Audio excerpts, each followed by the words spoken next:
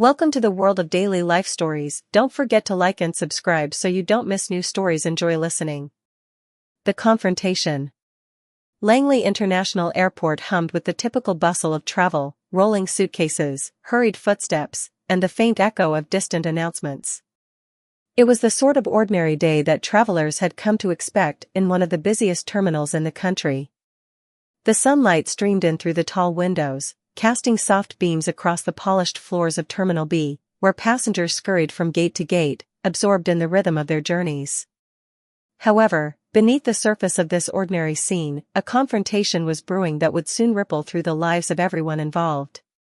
Officer David Holmes, a white police officer with a no-nonsense attitude, moved through the crowds with a steady pace, his boots clicking sharply against the floor. To Holmes, the airport was an extension of his jurisdiction, a place where order, discipline, and the rule of law needed to be upheld at all costs. He had worked there for years, and over time, his belief in his authority had only grown.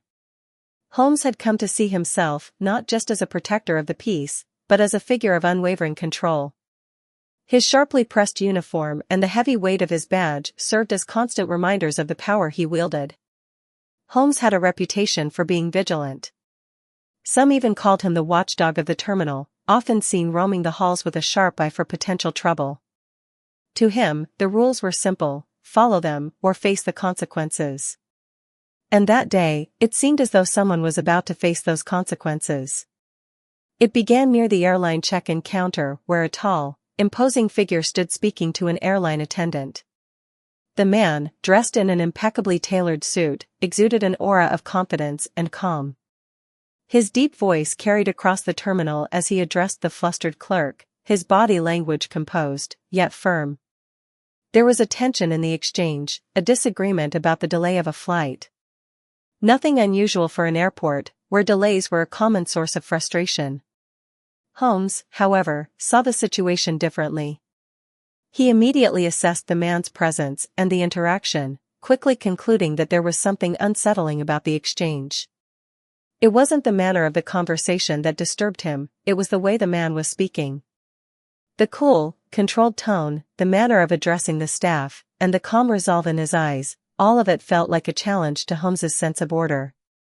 In his mind, a disruption had begun. The officer's instincts kicked in.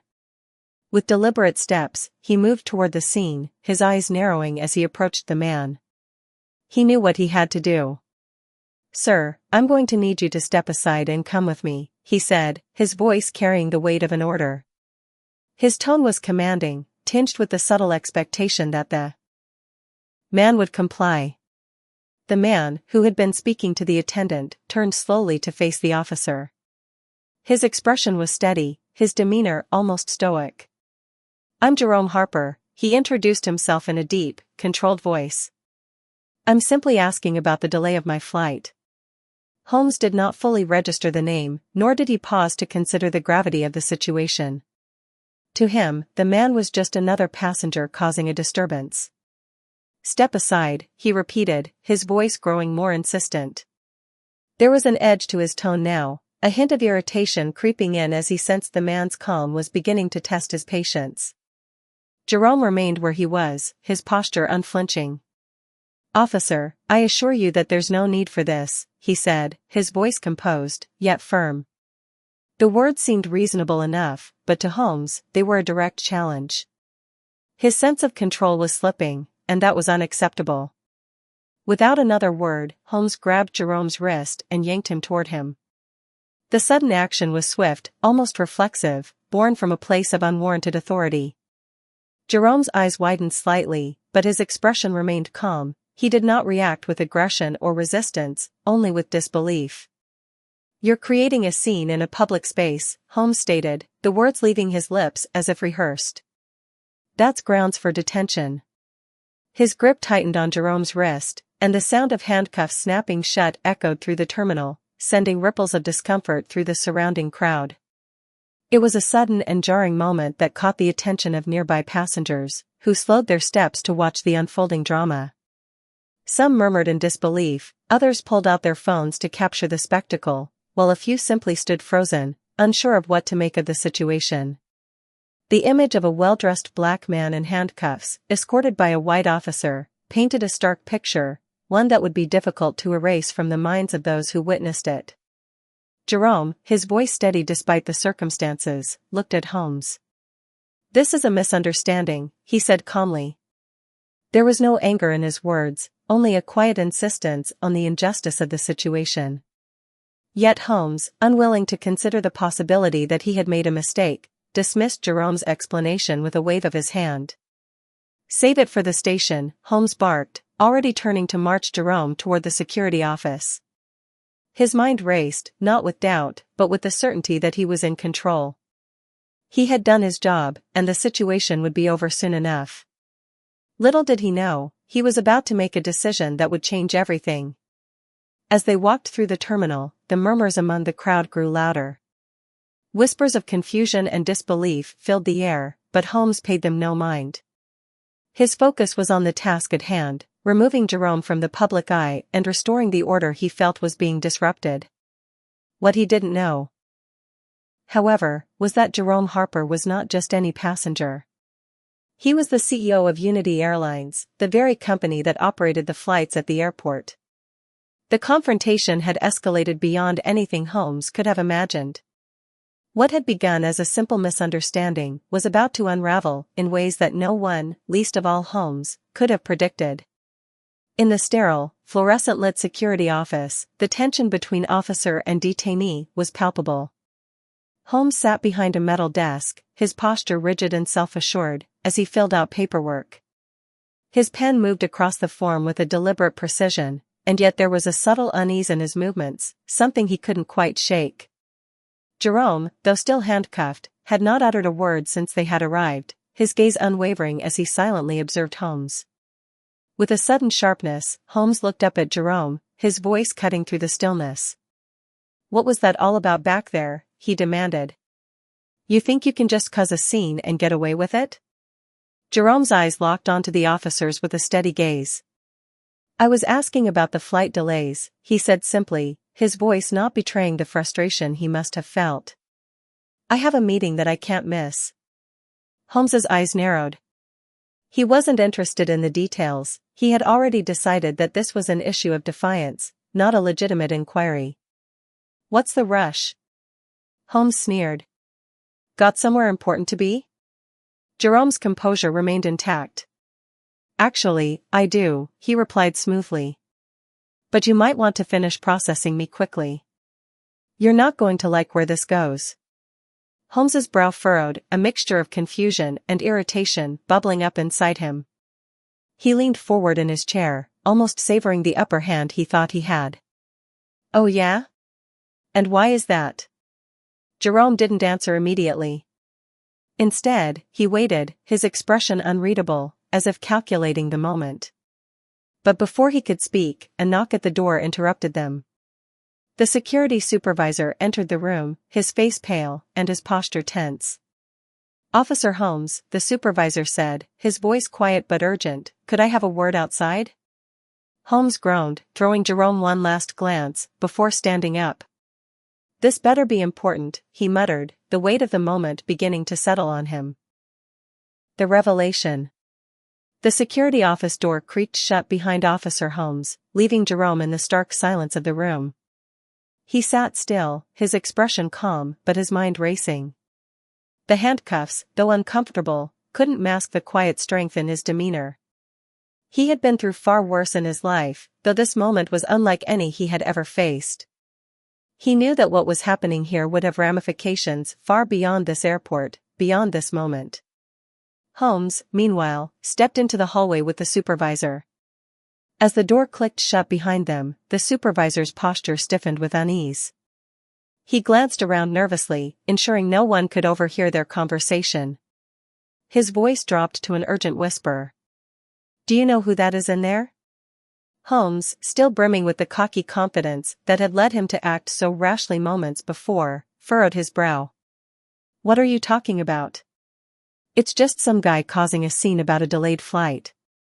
"Just doing my job." The supervisor stared at him, incredulous. His eyes widened in disbelief as the realization hit him like a freight train. No, he hissed, his voice trembling.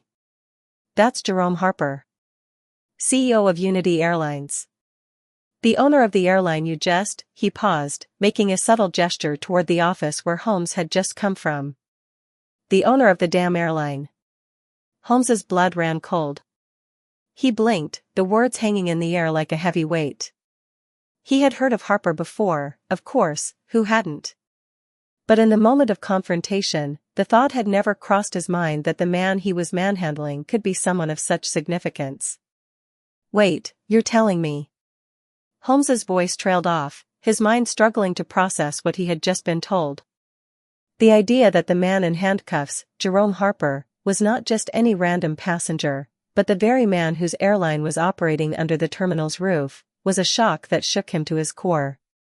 The supervisor nodded, his expression serious. Yes, Holmes. That's Jerome Harper. And if this gets out, you're going to have a hell of a lot more than just internal affairs breathing down your neck. You just cuffed the CEO of one of the largest airlines in the country. Do you understand what this could mean? The fallout would be massive, political, legal, personal. You've messed up. Holmes stood there, frozen for a moment, as the weight of the situation began to sink in. The cocky arrogance that had fueled his earlier actions was rapidly evaporating, replaced by a cold, sickening realization of how deep his mistake had run. He had crossed a line, one he had no idea even existed until now. He hadn't just been enforcing the law, he had made a decision based purely on prejudice, driven by a sense of power that had clouded his judgment. The supervisor's words echoed in his mind, but before Holmes could respond, the door to the security office opened, and the supervisor quickly moved away, giving him one last meaningful look before slipping out of sight. Holmes started, but his words faltered. He had nothing to say. He had made a mistake, and now the consequences were unfolding before him. Jerome's phone buzzed loudly on the table, breaking the silence. Jerome picked it up, his eyes flicking briefly to the screen before he glanced back at Holmes. Officer Holmes, Jerome said, his voice steady once more, I will be forwarding this incident to your department's internal affairs unit. And trust me, you'll be hearing from my legal team as well. This will not be swept under the rug. Holmes's face drained of color. His mind raced, but the words from Jerome felt like a punch to the gut. Wait, Mr. Harper. But Jerome cut him off, his expression still composed. And more importantly, he continued, I will be speaking directly to your chief. This level of racial profiling is unacceptable. I don't care who you are or what you think you represent, this behavior will not stand. He stood up slowly, his movements deliberate. I trust you'll reflect on your actions, Officer Holmes. I certainly will be. Holmes stood there, frozen in place, his mind spinning. He knew the implications of what Jerome was saying, knew that this was far from over, and that his career, his reputation, and his very future were hanging in the balance. Jerome's voice was soft but firm as he straightened his suit jacket, preparing to leave. I'll be sure to make this right, he said simply, his eyes never leaving Holmes's. But for now, I believe we're done here. With that, Jerome turned and walked out of the office, leaving Holmes standing there, his heart pounding in his chest as the full weight of his actions began to sink in. This was only the beginning. The fallout. The next few hours felt like a blur to Officer David Holmes. The weight of the previous events seemed to be pressing down on him from all sides, each moment adding a layer of uncertainty and regret that he wasn't sure how to carry.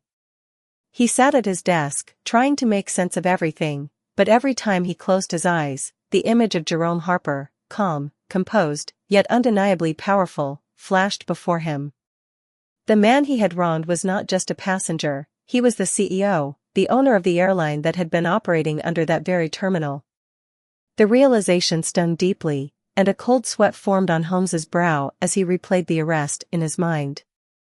The tension in the terminal had dissipated after Jerome's departure, but it was clear to everyone in the airport that something had gone terribly wrong.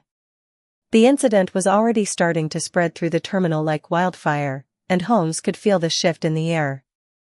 What had been a normal workday was quickly turning into something much more complex. Back at the security office, Holmes attempted to focus on his paperwork, but his mind kept drifting. His supervisor's warning echoed in his ears, and he found himself nervously glancing over his shoulder every few minutes, wondering who was watching, who was waiting for him to make a mistake. He knew what Jerome had said was true: this wasn't going to be swept under the rug. The news of the arrest had already begun to circulate on social media. People were already recording the event, some of them sharing it with their followers, tagging journalists, and raising the kind of awareness that Holmes couldn't ignore. By the time he left the security office, he knew there was no way out.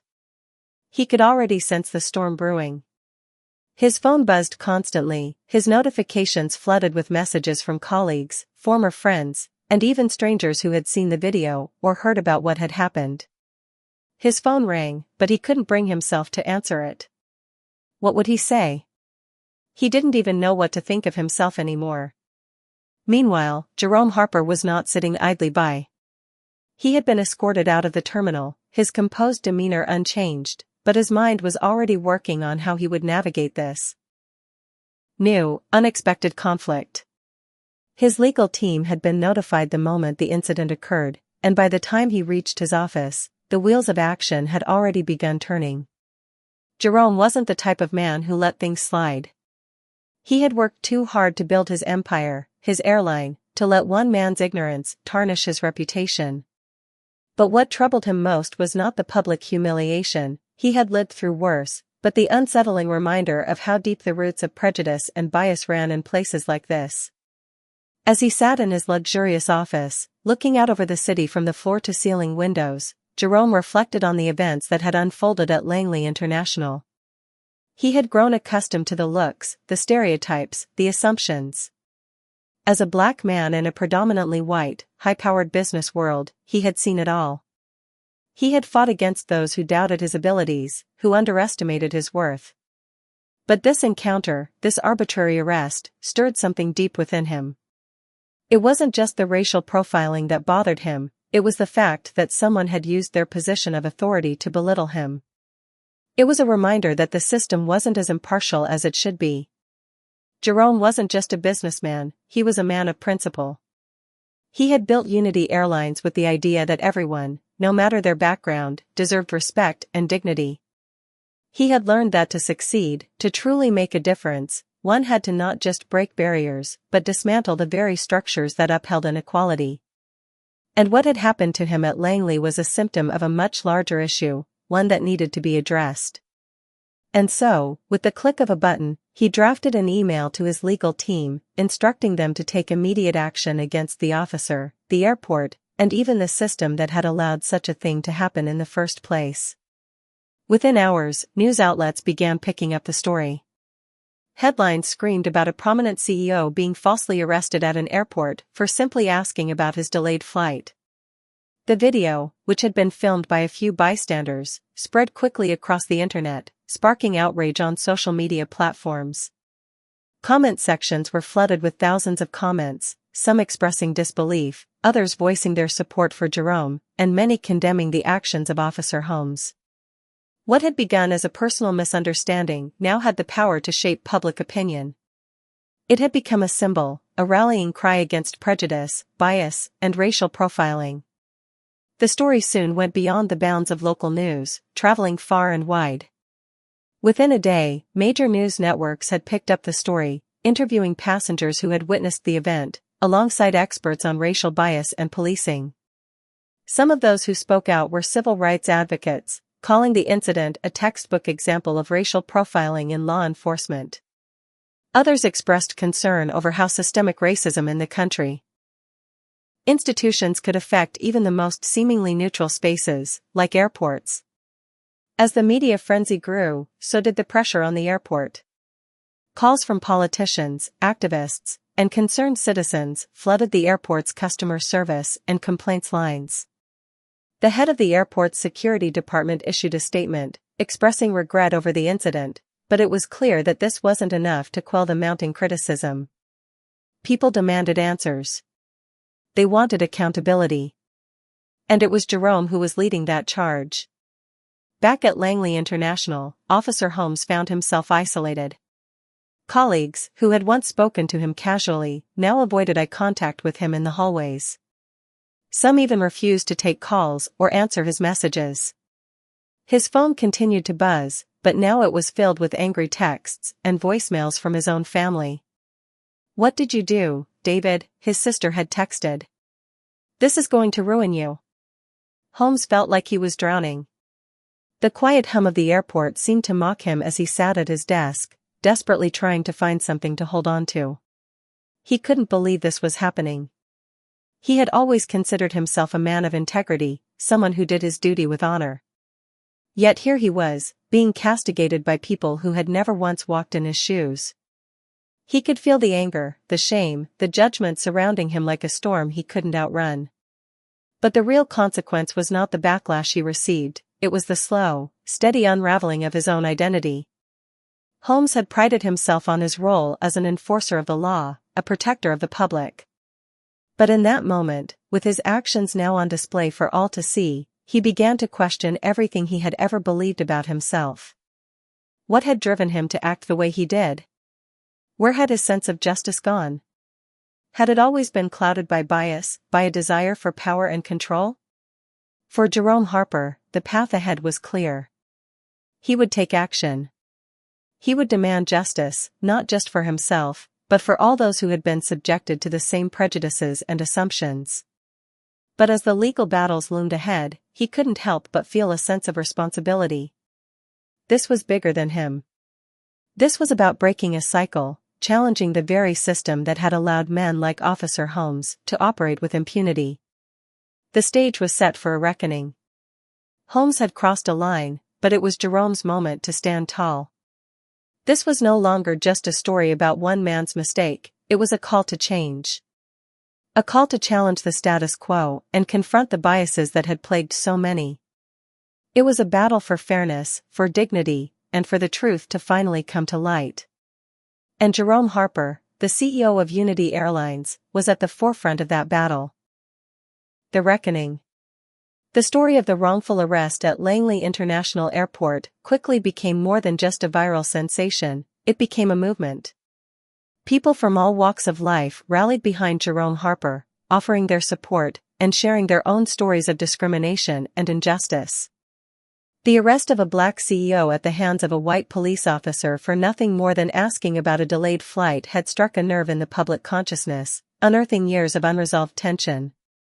The media coverage was relentless, but it was no longer just about the incident, it was about the deeper issues of racism, bias, and systemic inequality that had festered for so long.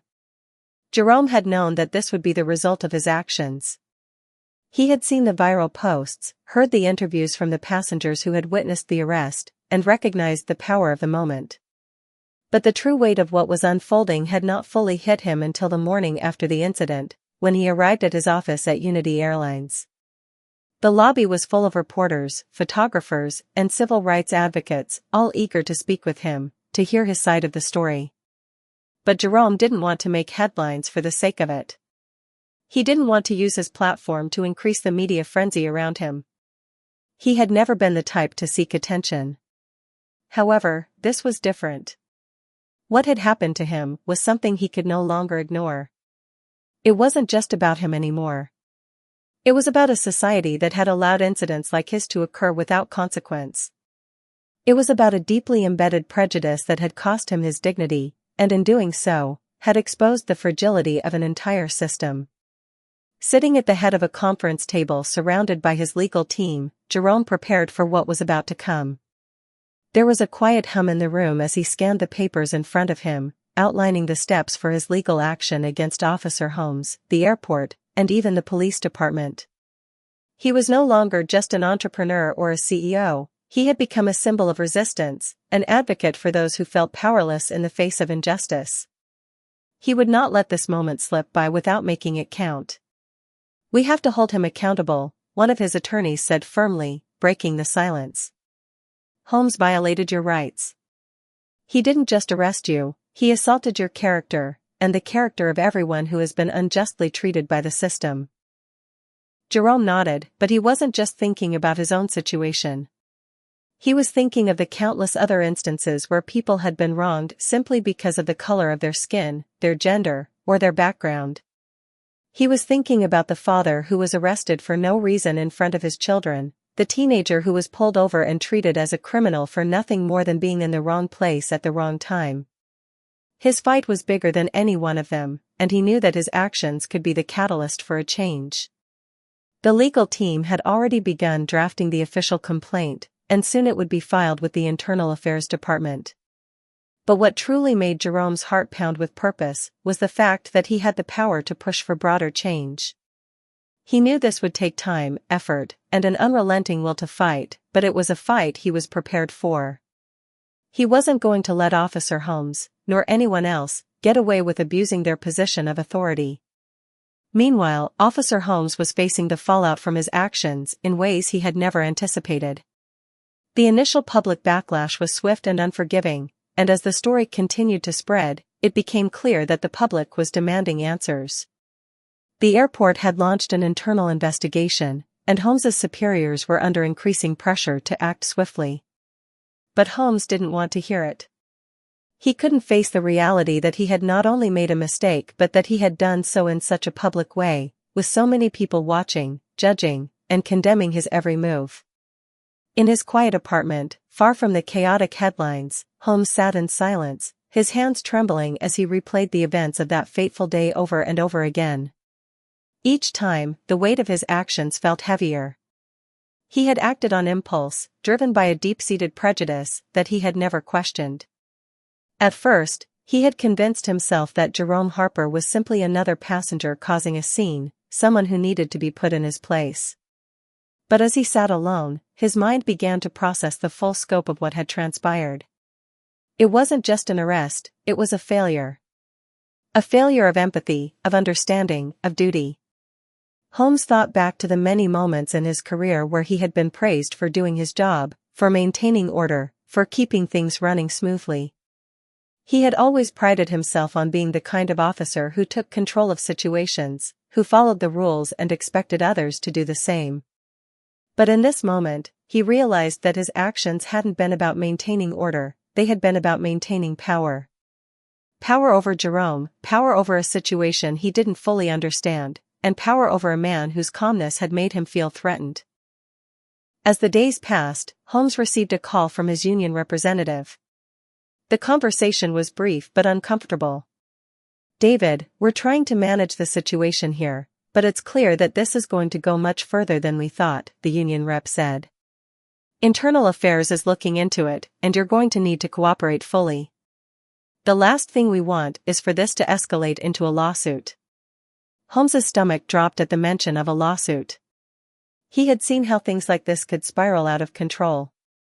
What had started as a simple arrest was now becoming a public spectacle, and he had no idea how to regain control. The fear of losing his job, his reputation, everything he had worked for, started to weigh heavily on him. His mind raced, thinking of all the potential consequences, but no matter how much he tried to avoid it, the reality remained: he had crossed a line. Back at Unity Airlines, Jerome was navigating his own series of challenges.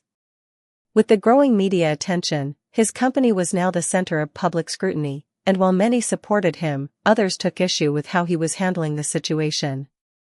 A few disgruntled shareholders sent letters questioning his ability to lead the company through a crisis. But Jerome had long ago learned to ignore the noise and focus on what mattered: doing the right thing. He knew that some people would never understand his stance, but he also knew that in the long run, standing up for what was right would ultimately strengthen his position as a leader, not weaken it. As the legal process moved forward, the pressure continued to mount for both Holmes and the airport. Jerome was adamant about making sure this incident wouldn't be swept under the rug. The impact of his actions would go far beyond his own case. It was about creating lasting change within institutions that had become complacent in the face of racial injustice. The lawsuit was just one step in a larger battle for fairness and equality, and Jerome was determined to fight for a future where everyone, no matter their race, their background, or their position, could be treated with the dignity and respect they deserved. In the end, the story of Officer Holmes and Jerome Harper was not just about a single arrest. It was about a deep-seated issue that affected people everywhere. It was about the courage to stand up when the system failed, to challenge the norms that perpetuated injustice, and to inspire others to believe that change was possible. Jerome had not just fought for himself, he had fought for a better, more just world. And in doing so, he had sparked a fire that would not be easily extinguished. His story was no longer just about a man wronged, it was about a movement for truth, for equality, and for a brighter future.